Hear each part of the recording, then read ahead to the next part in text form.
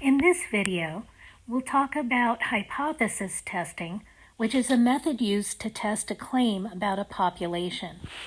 So in the next slide, we're going to take a look at a couple of claims, which are simply statements about a population. So maybe a claim would say something about a mean being equal to some value or a proportion being greater than some value, and that's what we'll see. So let's take a look. So our first claim is that the average distance a statistics teacher can jump is 1.4 meters. So this is a statement about a mean, and it's saying that that mean is equal to 1.4 meters. Now we've got another claim that says the proportion of people who are currently binge watching Game of Thrones is greater than 20%. And so this is a claim about a proportion, which is another parameter. So we're talking about all the people, so it's a statement about the whole population. Now let's take a look at our hypotheses. So every hypothesis test is going to start by identifying what is the claim. So we just saw a couple of claims. You'll see those types of statements in your problems on homework. And once you know that claim, then you can form two statements. One of the statements is going to agree with the claim, and the other is going to contradict the claim. So those two statements are called the null and alternative hypotheses, and let's take a look first at the null hypothesis. All right, so our null hypothesis is generally a statement that a parameter is equal to some value or another parameter. That's not always going to be the case, but in the first couple of chapters that we look at, this will be the case. So you'll see your null hypothesis is always going to be in the format where you have a capital H and a little zero. This zero it designates this as the null hypothesis, and null is the German word for zero, so that's where that comes from. So our null hypothesis, and then all right, this doesn't really like to make dots. Here we go, colon, and then you'll have your parameter,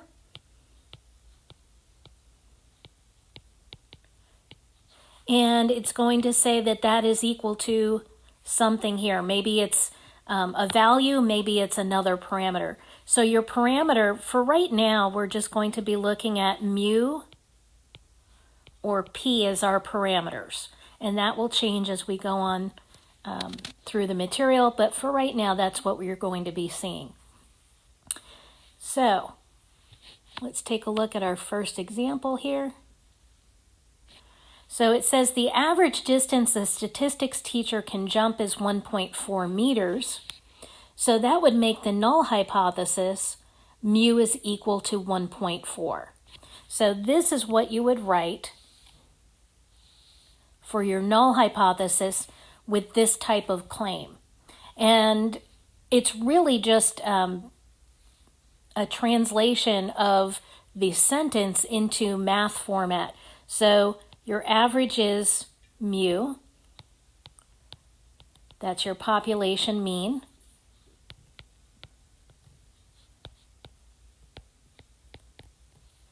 and then we have equal to. In the null hypothesis, it's always going to be an equal to, and then your value is 1.4, and that's what's given in the problem there. Now let's take a look at the other claim that we saw before. So here we have the proportion of people who are currently binge watching Game of Thrones is greater than 20%. So if I want to write the null hypothesis for this claim, I'm going to write that p is equal to 0.20. Notice that the statement or the claim says greater than, But because we're talking about the null hypothesis here, we're going to write equal to 0.20. The greater than is going to come in when we form the alternative hypothesis. So now let's talk about forming an alternative hypothesis. So your alternative hypothesis is going to be a statement that a parameter is either less than, greater than, or not equal to some value or another parameter. And again, similar to the null hypothesis, this will change when we get a little bit more advanced, but for right now, this is what your alternative hypothesis is going to be. So when you write the alternative hypothesis, you're going to start with a capital H and a little 1. And then your colon, and then you're going to have your parameter. And maybe it's a greater than statement, or maybe it's a less than statement. I'm going to see if I can squeeze this. I'll put it on top there. Or maybe it's a not equal to, and then you have some kind of value or another parameter here. So there's 3 possibilities when we're looking at the alternative hypothesis, and it just depends on what your original claim says. If the claim is a statement that turns into the null hypothesis like we saw, then your alternative hypothesis is going to be a not equal to. You don't have any indication of greater than or less than. And we're going to see that in the next example. So again, going back to this example, the average distance a statistics teacher can jump is 1.4 meters. Our null hypothesis was that mu is equal to 1.4. And our alternative hypothesis is that mu is not equal to 1.4. There's nothing in that claim that says greater than or less than, so the only possibility to write down is not equal to. But what about our other example? Here it said the proportion of people who are currently binge watching Game of Thrones is greater than 20%. Remember that our null hypothesis was that p is equal to 0.20. So the alternative is going to be that p is greater than 0.20. Now this doesn't cover all the possibilities, but these 2 statements do not agree with each other. One is saying equal to 0.20, the other one is saying greater than, so they still oppose each other even though they don't cover all the possibilities. So, how are we going to conduct a hypothesis test? So first of all, let's look at our example where we had our null hypothesis was that mu is equal to 1.4, and the alternative said that mu is not equal to 1.4. So this is what we call a two-tail test. And we look at our normal distribution or a t-distribution. It just depends on what we have for the particular problem. And we're going to look to see in this distribution, let me change my pen color here. Where is the sample information falling? Is it falling somewhere in the center of the distribution? If that's the case, then we tend to believe the null hypothesis that mu is equal to 1.4, because we're going to have our 1.4 right in the center here. And so if our sample information is falling reasonably close to 1.4, then we would not reject that null hypothesis. We tend to believe it. We don't say we proved it, but it seems more likely, let's say. And then if our sample information is falling in one of the tails, then we would reject the null hypothesis. Then we find the alternative hypothesis more believable. So it just depends on where is that sample information falling. And notice that there's a little cutoff here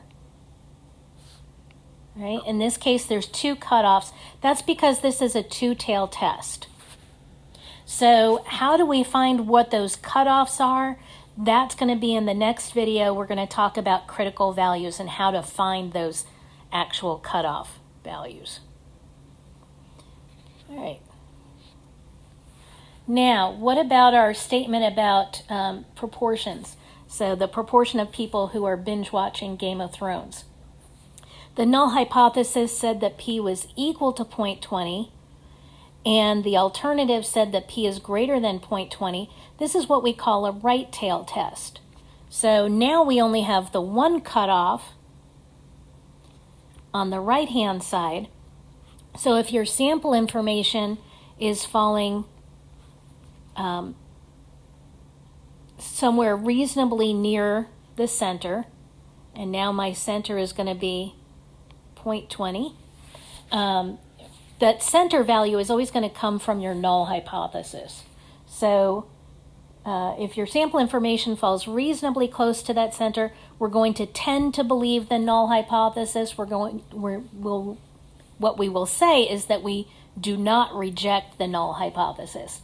And then if your sample information is falling out to the tail, then we would reject the null hypothesis.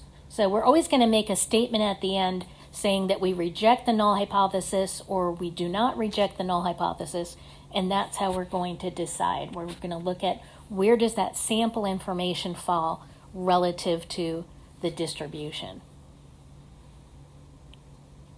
And so that's all we have for this video. In the next one, we'll talk about the significance level given in a problem and the critical values and how to find those.